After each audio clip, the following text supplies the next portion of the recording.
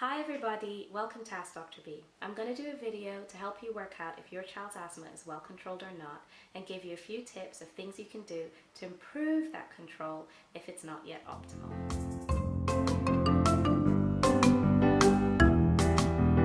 Ask Dr. B.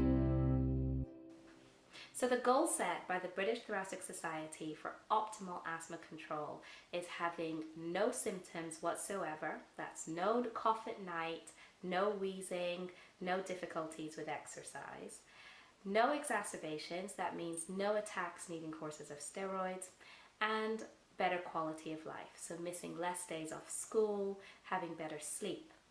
When your doctor is trying to assess whether or not your child has good asthma control, they may ask the following questions. How many nights do you hear them coughing when they're well? If it's 3 or more nights on a good healthy week, then that's poor control. Are they having to stop activities sooner than their age mates in order to catch their breath or have a coughing fit? Are they missing more school than other children in their class because of their chest? Are they using the blue reliever inhaler more than 2 times a week? How many courses of oral steroids have they had in the last 6 months?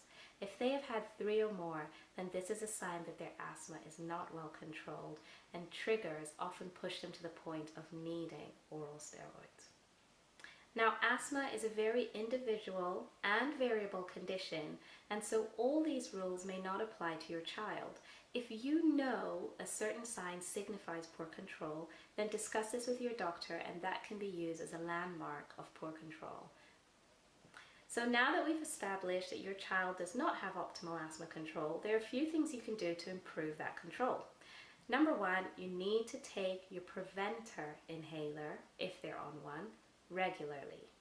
We know from research that about 50% of you out there are not taking it regularly, and that's because the symptoms subside and so you decide to take your child off the medication. Fair enough. But if they have one difficult episode, you need to meet with your asthma nurse or GP or pediatrician and work out a plan and see if they need to go back onto the preventer inhaler regularly. You need to be using your inhaler correctly.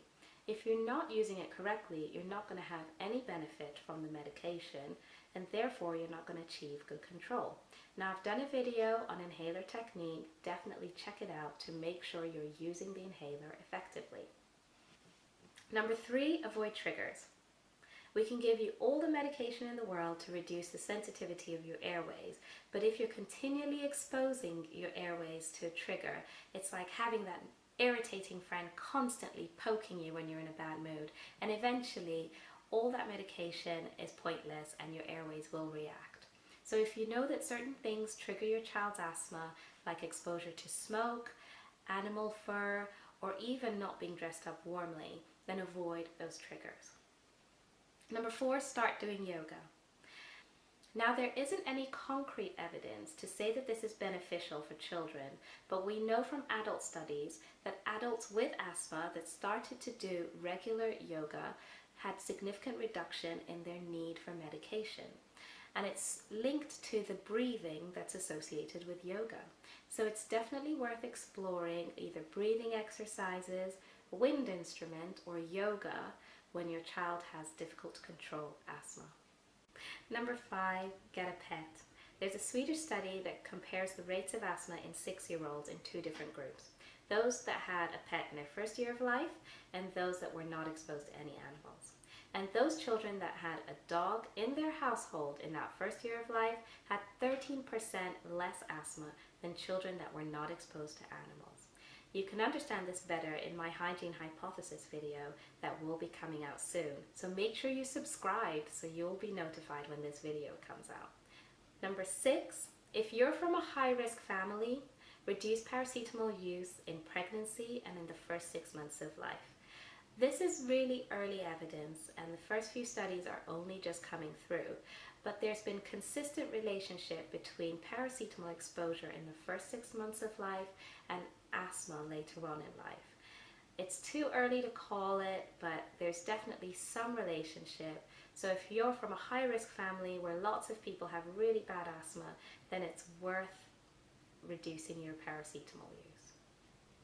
So I hope this video has helped you work out if your child has poor asthma control and things that you can do to improve your child's asthma control.